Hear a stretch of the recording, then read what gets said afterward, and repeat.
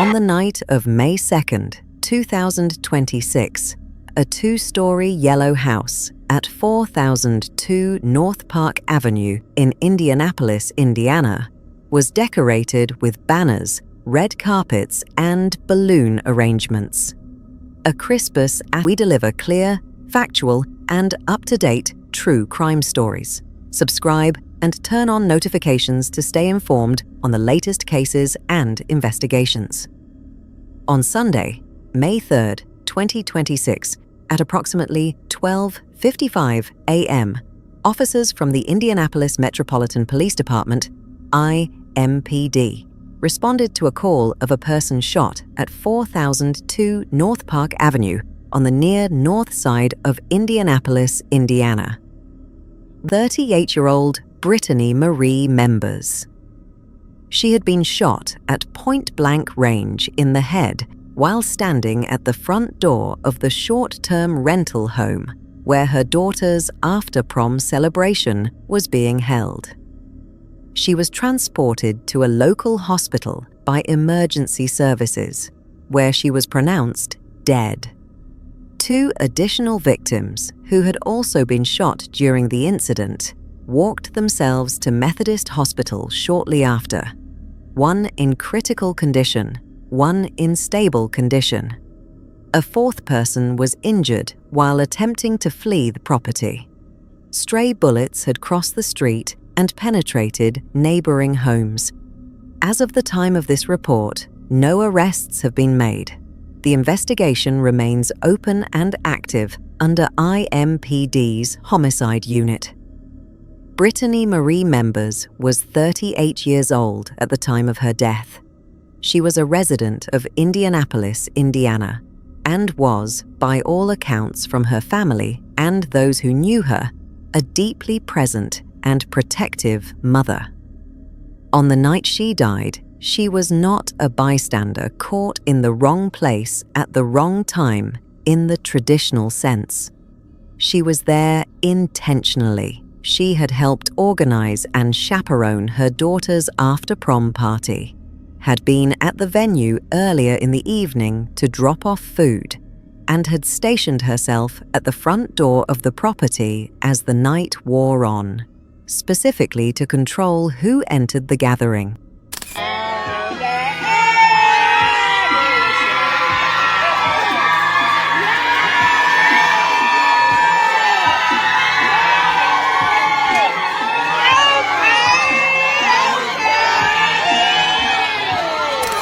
Brittany Marie Members was not Hollis Members' only child to die by gunfire. His other daughter, Sheena Grundy, died in 2016 as the result of a murder-suicide committed by a man she had been in a relationship with. Brittany and Sheena were half-sisters who shared the same mother. Brittany Members occasionally used the surname Grundy on social media, identifying herself as Brittany Grundy, an affiliation with the family name of her late half-sister and the Grundy family line more broadly.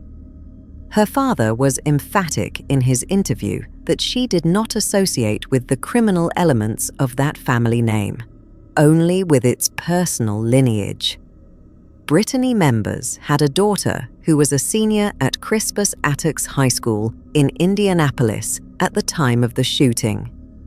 That daughter, whose name has not been publicly released out of respect for her privacy, given her status as a minor, was the reason for the entire gathering that night. It was her prom night, and her mother was there to celebrate it with her. The location of the party was a large, 2-story yellow house located at the corner of 40th Street and North College Avenue, with an address of 4002 North Park Avenue. The property had been operating as a short-term rental since early 2025, owned by a firm based in Fort Wayne, Indiana, and booked through an agent in the Castleton area of Indianapolis. Neighbors in the area confirmed the house had not caused any documented problems before this night. The rental was booked for the occasion of an after-prom celebration for students from Crispus Attucks High School, a historically significant public school on the near northwest side of Indianapolis. Prom season at Crispus Attucks fell in early May 2026, and the after-party was a standard social event of the kind organized by families across the city every spring. By the time the party began on the evening of Saturday, May 2nd, continuing into the early hours of Sunday, May 3rd, the property had been extensively decorated for the occasion. A red carpet had been laid down in front of the garage. Banners and signage featuring Brittany's daughter's name and image were displayed prominently at the garage entrance, a common setup for after-prom events where arriving guests are photographed in a reception-style format. Balloon arrangements and prom-themed decorations were spread throughout the property. The grandfather described the atmosphere of the setup this way. The garage area served as a reception point where guests introduced themselves and took photographs, what he described as being like the movies. It was, by design, a festive and celebratory environment. Approximately 100 or more people attended the party throughout the evening. This included students who had just come from prom, former students who had graduated in prior years, and family members of the hosting family. Word had spread through the social circles connected to Crispus Attucks, and the attendance grew central to the post-shooting discussion around motive and targeting. Brittany's father, Hollis Members, had been at the party earlier that evening. He had dropped off food for the gathering and spoken with his daughter. Critically, he told reporters that he had advised her to shut the party down early, before the evening got too late, specifically to avoid the kind of trouble that can arise at large late-night gatherings. She did not take that advice. He left before the shooting occurred. At some point during the late-night hours, an SUV carrying multiple armed individuals made its way to the 4002 North Park Avenue address. Investigators and witnesses described the vehicle as containing a group, referred to in initial reporting as an SUV full of gunmen, who had come to the party with the apparent intent to gain entry. One neighbor captured footage on a Ring camera that showed a white car traveling down the street before gunfire broke out, and then reversing back up the street while gunfire continued. This footage was turned over to IMPD investigators and was among the physical evidence reviewed in the early days of the investigation. A separate neighbor, who asked to remain anonymous, described watching a white hatchback drive up the street and then back again before the shooting began, a behavior consistent with vehicles that are conducting surveillance or preparing for a coordinated action. According to the account relayed by Hollis Members from what he had been told by witnesses at the scene, the sequence of events at the front door was as follows. Brittany Members was stationed at the front door of the property, performing what was in effect a door security function, deciding who was permitted to enter and who was not. A group of individuals arrived at the door wearing ski masks. They attempted to gain entry to the party. Brittany told them they could not enter because she did not know them. One of the masked individuals responded to her refusal with a direct verbal question, and then, upon receiving confirmation that they were not being admitted, fired a shot at point-blank range into Brittany's head. Her father recounted it with the following words, which are the most precise factual account available in the public record of the moment of the shooting. I was told somebody came to that door with ski masks on and they tried to get in, and she said, 'You can't get in. We don't know you. You can't come in.' And he said, 'So we can't come in,' and fired a shot point blank to my baby's head." Brittany members collapsed at or near the doorway. Emergency services would later transport her to a hospital, but the wound was fatal. She was pronounced dead at the hospital. What followed the initial shot was not an isolated discharge.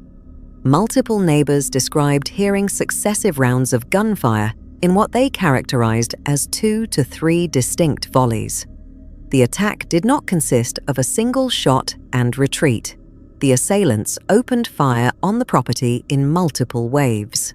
Neighbor Zach Thames told local reporters, "There were so many of them going off that I didn't register it as gunfire at first just because there were so many of them. But then you hear people start screaming and yelling out the window, and people kind of running around, hiding and stuff. And then there was a second, maybe even a third round of gunshots." A separate anonymous neighbor provided a complimentary account, describing watching the white car reverse back up the street with its lights off between volleys, consistent with the assailants' repositioning. They fired once, retreated slightly, and then fired again. Investigators from IMPD recovered approximately 80 to 100 shell casings at and around the scene. Some reporting put the number at approximately 80 casings, while other accounts cited figures approaching 100. The variance likely reflects ongoing evidence collection at the time of initial reporting. At least one neighbor reported hearing what she estimated to be more than 60 gunshots. The physical evidence strongly supports that multiple weapons were discharged, and not only by the assailants. Investigators determined that 3 volleys of gunfire occurred in total, 2 from the attacking group and 1 from people inside or at the house who returned fire. The impact of the attack on the physical environment was extensive. The front windows of the yellow house were shattered and riddled with bullet holes. Prom decorations remained visible against the backdrop of dozens of numbered evidence markers placed by crime scene technicians. Across the street, a stray bullet had entered the front window of a neighbor's home, passed through a couch, penetrated a wall, and come to rest at the back door.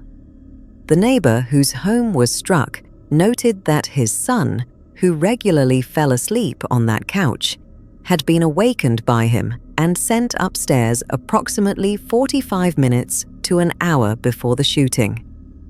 People inside the party scattered, fled into the street, and attempted to reach safety in surrounding houses and yards. One witness, identified only as Rachel, told reporters she had never heard automatic gunfire at such close proximity, and that her primary instinct was fear of being caught in the crossfire. Another anonymous neighbor described seeing teenagers running between houses and hiding in yards while sirens began arriving from multiple directions, including a police helicopter overhead. By the time IMPD officers arrived, Brittany members was on the ground outside the front of the property. 2 others had already made their way to Methodist Hospital under their own power after sustaining gunshot wounds.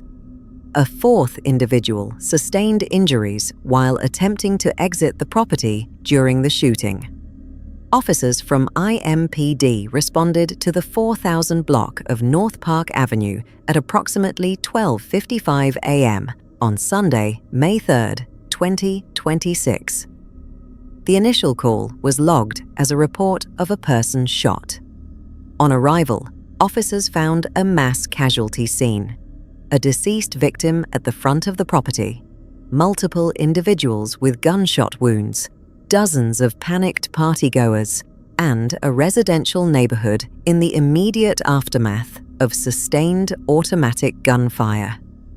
The scene was secured, and IMPD homicide unit detectives were assigned to the case. Crime scene technicians processed the property, recovered shell casings, documented bullet trajectories, collected security camera footage from neighboring properties, and began canvassing the area for witnesses. The lead detective assigned to the investigation was identified in media reports as Detective Christopher Winter of the IMPD Homicide Office. The public point of contact for tips in the case was listed as Detective Winter at 317-327-3475 or via email at christopher.winter@indy.gov. The physical evidence at the scene was substantial. Between 80 and 100 shell casings were recovered, representing ammunition discharged by multiple firearms. Bullet damage was documented on the front facade of the rental property, including shattered windows and exterior wall penetrations. A ring camera from a neighboring property captured footage of a white vehicle operating with its lights off during the shooting, including the vehicle reversing up the street between volleys of gunfire. The social media photograph posted hours before the shooting, showing 4 firearms being displayed openly at the party location, also became part of the investigative record. This image, posted publicly from Brittany members' Facebook account under the name Brittany Grundy, is relevant both to the question of whether the party's weapons made it a target and to the broader question of what information was visible to the public and to any potential attackers before the shooting began. One of the central challenges of the investigation, as described publicly by Hollis members, was the reluctance of witnesses to come forward.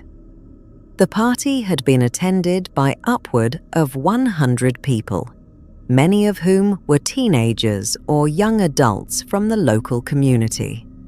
Despite the large number of potential witnesses, the flow of information to investigators in the days following the shooting was described as insufficient. No one's coming forward with any information to help to solve the crimes. They can only go by the information that they have. But if someone comes forward and says, "Look, this person did this and this person did that," this would be a better city.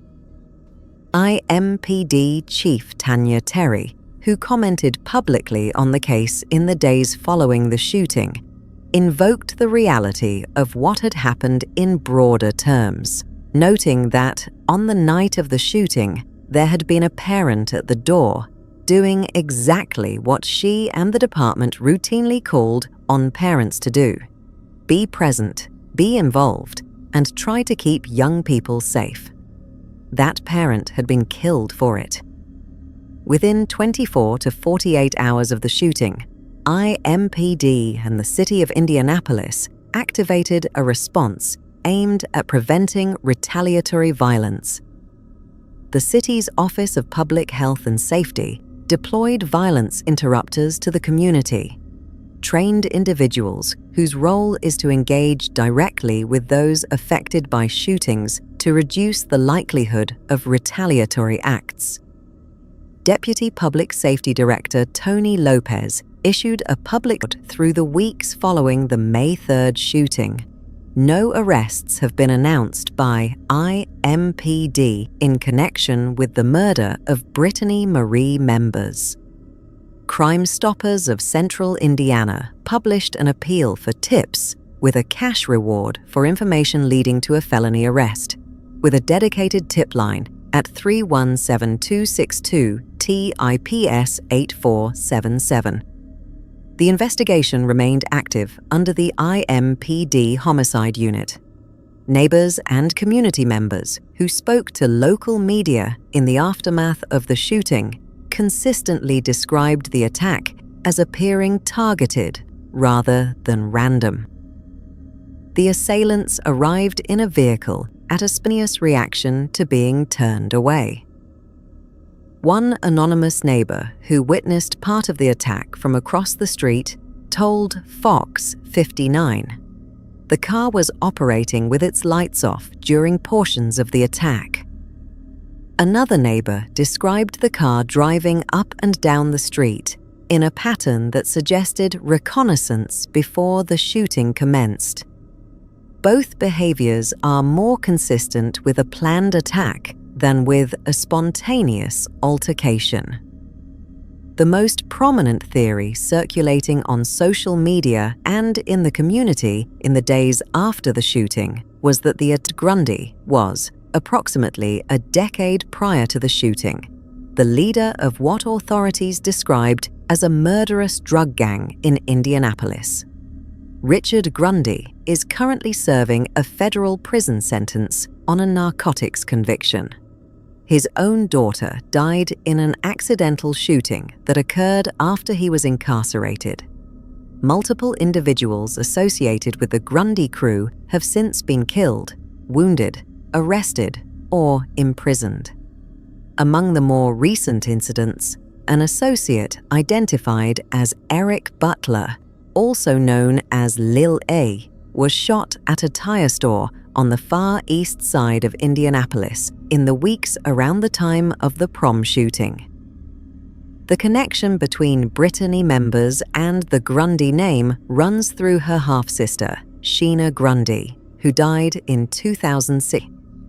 He acknowledged that the speculation was widespread on social media, but stated clearly that the attack had nothing to do with the Grundy family and that Brittany, while she used the name on her Facebook profile, did not associate with the criminal elements connected to that name. He also acknowledged that Brittany identified with the Grundy name through her sister and noted that social media had drawn a connection based purely on the name, not on any demonstrated affiliation. He said, "A lot of people making speculations, talking about you hear on the streets, and you wonder what they are talking about. But then they come up with, this is retaliation. This is retaliation from the Grundys, because Brittany from her page using the name Grundy. Brittany Grundy. And that's it. And they think this has something to do with that, and it has nothing to do with that. This is something totally different." The phrase, "this is something totally different," is notable. Hollis members did not simply dismiss the motive question. He specifically redirected it. He did not say there was no motive or that it was random.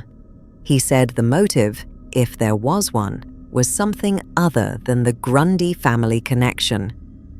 What that something totally different is, he did not specify publicly, and investigators have not confirmed a motive as of the available public record. A separate theory, though not mutually exclusive with the Grundy angle, centers on the photograph posted to social media before the shooting.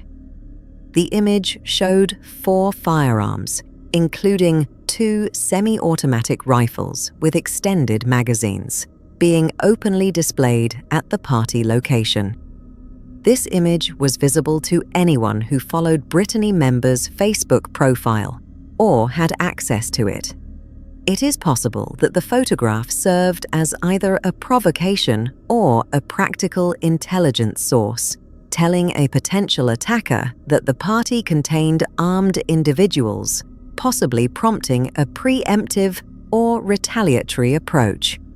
It is equally possible that the photograph was seen as a show of force by one group directed at another, and that the masked individuals who arrived at the door were the direct response to that display. Investigators have not publicly stated which, if any, of these theories they are pursuing. The investigation remains open. The shooting had a significant and immediate impact on the residential neighborhood surrounding 4002 North Park Avenue. The area, described by at least one resident as a great neighborhood with great families, had not previously experienced the kind of violence that occurred on the night of May 2nd to 3rd. For many residents, the shooting represented a rupture, an event that made clear that no residential block, regardless of its character, is immune to the consequences of decisions made within a single property on a single night. Neighbor Zach Thames, one of the more frequently quoted community members in local coverage, summarized the reaction with a bluntness that cut through the standard language of commercial neighborhoods exposed to large gatherings with unknown attendees and no permanent host accountability. There needs to be some sort of more requirements, not even just from the city, but like from Airbnb itself, or even Vrbo, whatever, in terms of the process of making sure that the people who are renting these places and spaces out are doing some background checks. This is not a concern unique to Indianapolis. Large-scale shootings at short-term rental properties used for party events have occurred in multiple cities across the United States in recent years, and the regulatory response from both municipal governments and rental platforms has been inconsistent and largely reactive. Hollis members, in his interview, raised the issue of Indiana's permitless carry law, which, like similar legislation in Texas and other states, allows individuals aged 18 and older to carry a firearm in public without a license or permit. He drew a direct connection between this legal environment and the difficulty of controlling armed violence in Indianapolis. Everybody's carrying guns, Mr. McQuaid. There's no doubt about that. Some people, if they're 18 or 21, they get to carry a gun without a license. And this happened in Indianapolis like Dallas, Texas, where you carry a gun and you don't need a license, which you're killing, and here in Indianapolis, you're getting away with it. The photograph posted to social media hours before the shooting showed 3 individuals, partygoers, not invaders, openly carrying 4 firearms, 2 of them semi-automatic rifles with extended magazines, in a residential driveway before a gathering that included high school students. Whether or not any of those weapons were used in the subsequent shooting, the image illustrates the degree to which legal and illegal firearms are part of the social fabric of events like this one in a state with minimal carry restrictions. IMPD Chief Tanya Terry used the case to make a broader point about parental involvement, specifically noting that Brittany members had done exactly what law enforcement routinely urges parents to do. She had been present, she had been supervising, and she had been at the door actively screening who entered the gathering. The tragic irony was not lost in the chief's remarks. The department's public communications on the case balanced the appeal for witness cooperation with the deployment of violence interrupters and the public expression of concern about retaliation. The posture was one of active investigation, combined with community de-escalation. Among the various accounts that entered the public record following the shooting, the interview given by Hollis members to journalist Russ McQuaid stands as the most substantive single source on both the facts of the case and its human cost. It is worth examining in detail as a primary document. Hollis members gave the interview from his home on Indianapolis's East Side, days after his daughter's death. He had just returned from making funeral arrangements. He was dressed formally in a black pinstriped suit and open-collared white shirt. A man who had moved from the funeral home to a media interview because he believed speaking out was one of the few actions available to him. The interview covered several distinct areas. Members described, in the terms relayed to him by witnesses, the precise sequence of events at the front door. He detailed the arrival of masked individuals, Brittany's refusal of entry, and the execution-style shooting that followed. He was unambiguous about the nature of what occurred. His daughter was killed because she would not let strangers with ski masks into a party full of teenagers. Members acknowledged that this was the second daughter he had lost to gun violence. His other daughter, Sheena, had been killed in a murder-suicide in 2016. He stated plainly, "This is the second daughter I lost to gunfire. There's nothing like losing a kid. Makes you feel all hurt and pain." This context is relevant to understanding the weight of the case beyond the immediate crime. Hollis Members is a man navigating a specific and compounding experience of loss, one that is, statistically and anecdotally, not unusual in American cities with high rates of gun violence, but that rarely receives sustained public attention. Members disclosed that he had personally been at the party earlier in the evening, had dropped off food, and had advised Brittany to shut the event down early to reduce the risk of trouble. He did not make this disclosure to shift responsibility onto his daughter. He made it as part of explaining the full picture of what happened, that the people who were there were not oblivious to the risks of a large, late-night gathering. They had discussed those risks and taken what precautions they could. Members was direct in calling on anyone with information to come forward and speak to investigators. He contextualized the lack of witness cooperation not as personal betrayal, but as a structural feature of life in high-violence urban environments, where the risks of speaking to police are perceived as real and the incentive to stay silent is strong. His appeal, however, was grounded in a clear-eyed reading of what investigation requires. Without witnesses, detectives can only work with the physical evidence they have. As detailed in the motive section above, Members was explicit that the attack was not related to Grundy family retaliation. He did not speculate publicly about what he believed the actual motive to be, other than to say it was something totally different. This restraint, whether it reflects genuine uncertainty, a desire to protect an ongoing investigation, or a decision not to make public accusations without evidence, leaves the motive question officially unresolved in the public record. As of the available public record, the following questions remain without confirmed answers. 1. Who were the attackers? The identity of the individuals who arrived at the property in ski masks remains unknown in the public record. IMPD has not announced any arrests or named any suspects.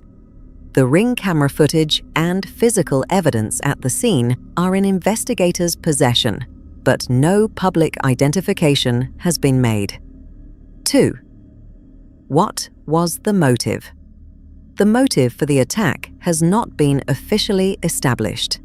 The Grundy family retaliation theory has been circulated on social media and addressed publicly by Brittany's father, who rejected it. What the actual motive was, whether connected to a dispute among partygoers, a pre-existing conflict involving specific attendees, or something else entirely, has not been disclosed by investigators. 3. Were the firearms in the pre-party photograph used? The photograph posted to Facebook before the shooting showed 4 firearms at the property. Whether any of those specific weapons were used in the subsequent attack by the assailants or by those inside the party who returned fire has not been publicly established. 4. Were minors among the attackers or the shooters inside? Neighbor Zach Thames raised this question directly in his public comments. The attending crowd included high school seniors and recent graduates, and the age of the assailants is unknown. Whether any of the individuals involved in the exchange of gunfire were under the age of 18 has not been publicly stated. 5. What charges will be brought? Given the absence of arrests as of available reporting, no charging decisions have been made. If and when suspects are identified, they would face exposure to charges including murder, attempted murder, and potentially federal weapons charges, depending on the investigation's findings. The murder of Brittany Marie members on the early morning of May 3, 2026 in Indianapolis, Indiana, is a homicide case with a clearly established set of facts at its core and a set of unanswered questions that define its current status. What is established? Brittany members, 38, was shot in the head at point-blank range by a masked individual who had approached the front door of a short-term rental property where her daughter's after-prom party was being held. She was attempting to deny entry to unknown masked individuals. She was killed for that refusal. 2 others were shot and injured. Approximately 80 to 100 shell casings were recovered at the scene. A Ring camera captured footage of a white vehicle operating in the area during the attack. No arrests have been made. What is not established? The identity of the attackers, the precise motive for the attack, whether the social media post showing weapons at the venue was a contributing factor, and what the something totally different motive referenced by Brittany's father actually refers to. The case sits at the intersection of multiple issues that extend beyond this single incident. The regulation of short-term rental properties used for large social gatherings, the proliferation of firearms at youth events in states with permitless carry laws, the sociology of witness silence in high-violence communities, and the specific history of gang violence and its generational ripple effects in Indianapolis. For Hollis members, those systemic questions are secondary to one concrete need: the identification and prosecution of the person or people who killed his daughter. He has lost 2 children to gun violence in the span of a decade. He was at the party hours before his daughter was killed. He told her to end the night early. She stayed because she was there for her daughter. Brittany Marie members died at the door of her daughter's prom party, doing what a parent does. The investigation into her murder continues. Anyone with information is asked to contact Crime Stoppers of Central Indiana at 317262 TIPS 8477. Saturday, May 2nd, 2026. Evening after prom party begins at 4002 North Park Avenue for Crispus Attucks High School students. Hollis members, Brittany's father, arrives earlier in the evening to drop off food, advises Brittany to shut the party down early. Photograph posted to Facebook from Brittany's account as Brittany Grundy, showing 3 partygoers displaying 4 firearms, including 2 semi-automatic rifles with extended magazines, in the driveway in front of prom decorations. Crowd grows throughout the evening, reaching an estimated 100+ attendees. Brittany Members positions herself at the front door to control entry.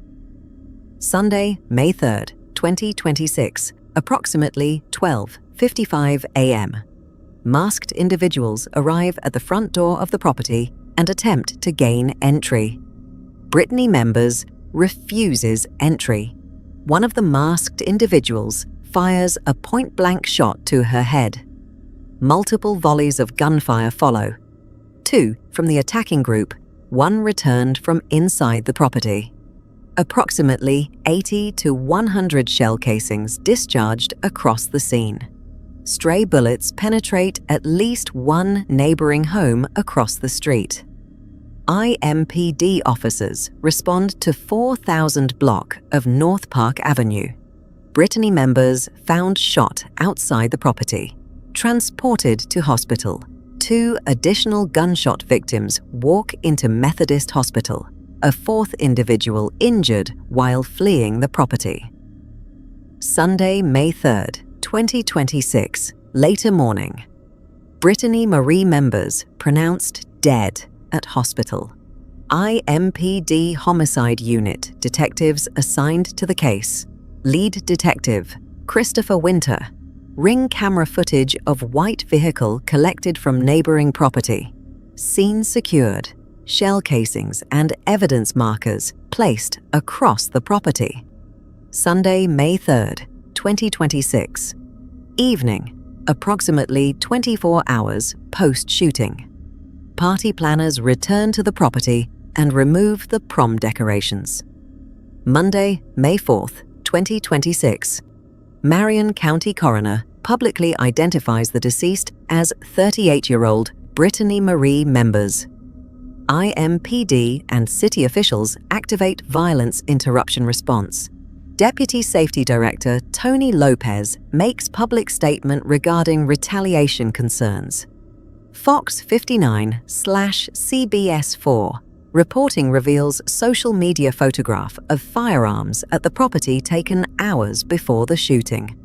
Week of May 5th to 9th, 2026, Hollis Members, father, gives interview to journalist Russ McQuaid, providing the most detailed first-person account of events. Members rejects the Grundy family retaliation theory publicly. IMPD Chief Tanya Terry makes public remarks on parental involvement. Crime Stoppers of Central Indiana publishes cash reward appeal for information leading to a felony arrest. 317262 TIPS 8477. No arrests announced. Investigation ongoing. Lead Detective Detective Christopher Winter, IMPD Homicide Office. Phone 3173-273-475. Email christopher.winter@indy.gov. Anonymous tip line. Crime Stoppers of Central Indiana. 317262 TIPS 8477. Cash reward available for information leading to a felony arrest.